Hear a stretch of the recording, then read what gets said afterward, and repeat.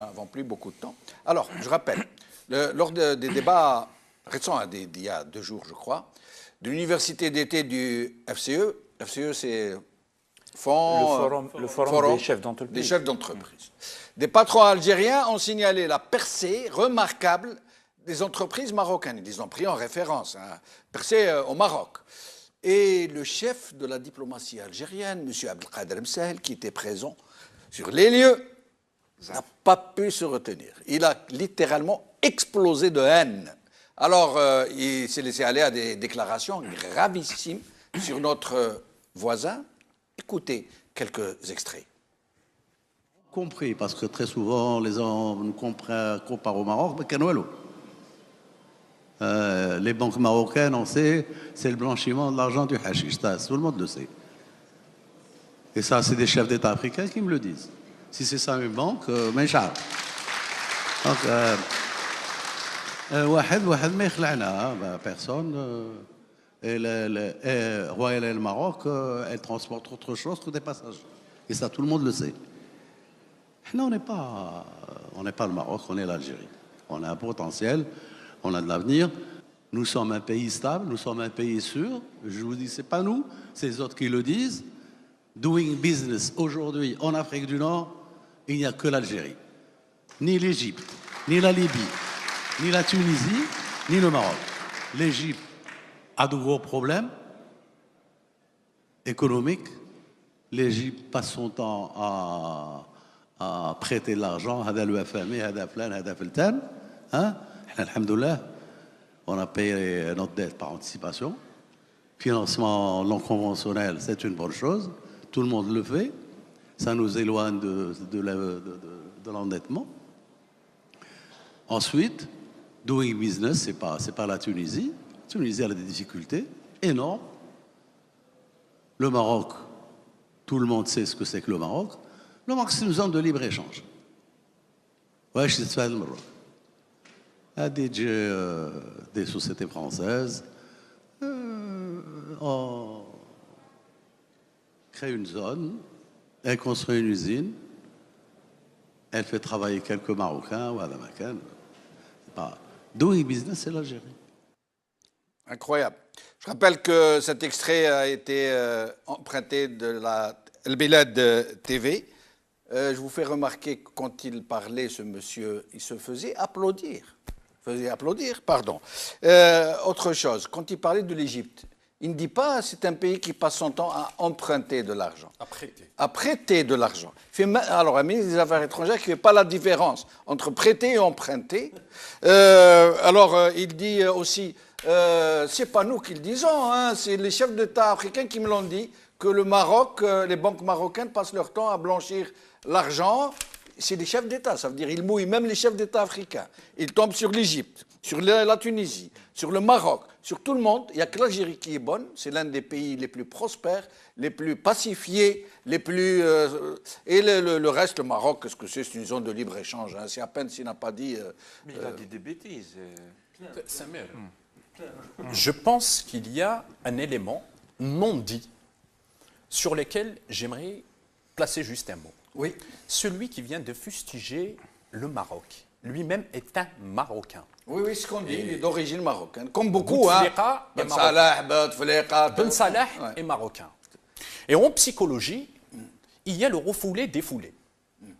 Ce monsieur, pour pouvoir prouver son algérianité, il ne peut le faire qu'en fustigeant un frère, qui est le Maroc. Oui. Nous, c'est clair. Nous militons pour le Maghreb des peuples. Nous militons pour une intégration régionale.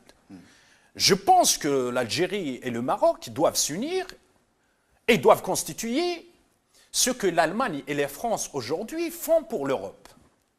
Maintenant, quand ils fustigent la compagnie aérienne Air Maroc... Il ne fustige pas, il vomit. Ça, pardon, c'est juste parce que moi, je suis un grand maghrébin. Moi, je suis pour le Maghreb des peuples. Je considère que les frontières qui sont entre nous sont des frontières qui ont été tracées par un colon. Jamel Din, Bandong. Bien sûr. Les Marocains, les Tunisiens, les Égyptiens, les Libyens nous ont toujours aidés pendant la Révolution. notre armée se trouvait au Maroc et en Tunisie. Nos frères étaient au Maroc et en Tunisie. Et je tiens aussi à dire que cette fois-ci, la haine qu'attise ce régime contre nos frères marocains, pour faire diversion, comme tu dis, Saïd, elle semble s'être retournée contre ces initiateurs, puisque les réseaux sociaux algériens et les opposants les plus en vue, les plus honnêtes, les plus engagés, ont très vigoureusement condamné cette odieuse, ignoble sortie de ce monsieur, censé être le ministre le plus important du pays, peu cher. Personnellement, je le dis ici, sur le plateau, j'ai honte d'appartenir j'allais dire, de toute façon, je ne le reconnais pas comme compatriote. Moi, je préfère dire que nos voisins tunisiens, que nos voisins marocains, que mes compatriotes algériens sont frères et que nous ne laisserons personne nous diviser. Alors, il y a ce truc psychologique dont il veut affirmer son algérienne, mais dans un forum, on va essayer d'esquisser juste une petite analyse de langage. Est-ce que c'est un langage d'un représentant de la diplomatie algérienne dont aujourd'hui, si on prend les paradigmes d'une diplomatie, il n'y a pas de diplomatie algérienne. Est-ce que c'est des propos à tenir pour des chefs d'entreprise? Pour un chef d'entreprise, on peut parler sur des indicateurs économiques, des possibilités de financement, dégager des perspectives d'énergie nouvelle. Le Maroc a installé l'une des plus grandes centrales solaires au monde. Il y a des choses dont on peut s'inspirer maintenant. C'est un pays très dynamique, qui n'a pas de pétrole, qui n'a pas de gaz, qui est courageux, qui travaille. Nous n'allons pas nous mêler des affaires marocaines. Il y a encore beaucoup de misère, il y a encore beaucoup d'oppression, mais ce n'est pas notre problème. C'est aux Marocains de le faire.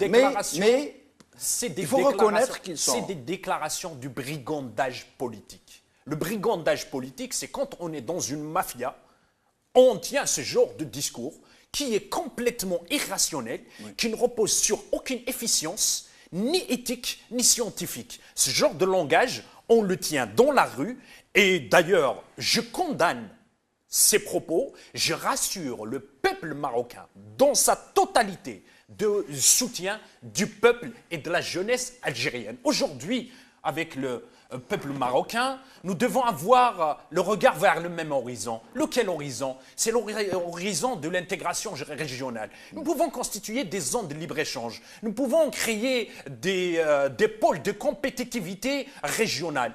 Sur plusieurs secteurs. Une complémentarité. Une complémentarité alimentaire, une complémentarité d'investissement, une complémentarité d'intelligence, une complémentarité de dynamisme, une complémentarité de synergie. Justement, qu'est-ce qui fait que ces éléments créent ce genre de diversion pour nous plonger encore une fois dans la guerre du sable, où en 93-94, ils ont même essayé de créer une guerre avec le Maroc. Aujourd'hui, le Maroc est un pays frère. Ni l'armée algérienne, du moins ce qui reste comme élément viable, fiable, fils et filles d'honneur dans cette armée, ne vont rentrer dans une guerre contre ce peuple. Ce peuple est un peuple frère, ce peuple est un peuple ami, ce peuple est un peuple qui nous a aidés hier. Et ben donc, on témoigne de ça. Et ce peuple, s'il a besoin de mes yeux, de mes reins, de mon sang, de ma vie, pour que je puisse lui restituer sa dette, je suis là, prêt à le faire. Et ce ministre-là, et je porte atteinte au mot ministre. J'intente au mot ministre. J'aurais voulu utiliser un autre mot, mais c'est pas c'est pas de mon éducation. Je laisse la mafia et les voyous utiliser leur langage. Samir? Enfin, pas grand-chose à rajouter à ce qui a été dit, notamment un soutien au peuple marocain. Oui. Mais moi, perso, et pourtant je connais le Maroc et c'est un pays que j'aime beaucoup pour des raisons culturelles et tout. Beaucoup de Gnawa dans ta page, beaucoup d'amis marocains. Moi, je suis fan de la musique marocaine, je suis fan des gens qui sont très très gentils et tout ça. Tu viens de rentrer du Maroc, Samir? Moi, je passe mes vacances parce que ça me repose d'aller au Maroc, même si je ne fais pas de politique en fait, je l'avoue comme ça en public. Quand j'y vais, j'ai juste envie de me reposer parce que la vie ici à Paris me fatigue énormément. Et du coup, j'ai vraiment envie de trouver des endroits calmes et tout. Je les trouve au Maroc. Pourquoi? Parce que j'ai affaire au même peuple que le mien, en fait. On parle la même langue, on se comprend, etc., etc. Du coup, non, il faut dénoncer quand même cette attaque comme ça contre un peuple. Mais il n'a pas attaqué que le Maroc, hein. L'Égypte, la Tunisie. C'est vraiment pas diplomatique. Je pense que tous les diplomates de la place, ils doivent être morts de rire en se disant mais c'est quoi ce ministre un peu bizarre qui ne respecte pas le langage diplomatique. Regarde Air Royal. Ils ont 59 bus, 59 avions. Air Algérie, elle a 59 avions. Air Algérie, elle a dégagé 20 millions d'euros de déficit. Air Maroc, elle a dégagé 20 millions d'euros de bénéfices. Mais d'après lui, c'est parce qu'elle transporte du kiff. Elle ne transporte pas des passagers, il l'a dit. Je pense que non. Il a fait des déclarations qui ne sont pas du tout diplomatiques, qui sont très approximatives. N'importe quel journaliste normalement aurait pu lui dire, monsieur le ministre, vous avancez quelque chose. Pourquoi ils applaudissent les chefs d'entreprise? Ils sont à côté de la plaque parce que, comme on dit déjà en arabe, le wallet, c'est-à-dire les gens sont là parce qu'ils sont à genoux devant ceux qui vont les nourrir. Du coup, tu peux leur dire que la terre est plate, ils vont se lever et tous applaudir. Ça, voilà, ça se comprend. Donc, il a dit aussi des bêtises, entre autres, comme quoi, du point de vue de doing business, on était les meilleurs et tout, alors que tous les rapports du monde disent que notre pays, malheureusement, est un des derniers pays où il faut aller faire du business parce que l'économie, elle est complètement chaotique. Les dirigeants ont la compétence de ce qu'on vient de voir. La mafia, la corruption, la mafia, etc. C'est avec la mafia que tu dois traiter quand tu vas faire du business en Algérie. Et ça, à part les puissances qui, elles, peuvent contrôler la mafia locale, personne ne peut aller faire du business. Tu peux te retrouver en prison, et tout. Et ça, les investisseurs du monde entier le savent, en fait. Du coup, il a dit des bêtises. C'est